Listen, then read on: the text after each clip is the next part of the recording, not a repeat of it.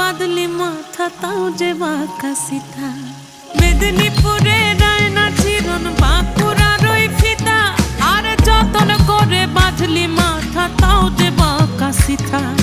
পেছ পাড়িয়া রাজকুমার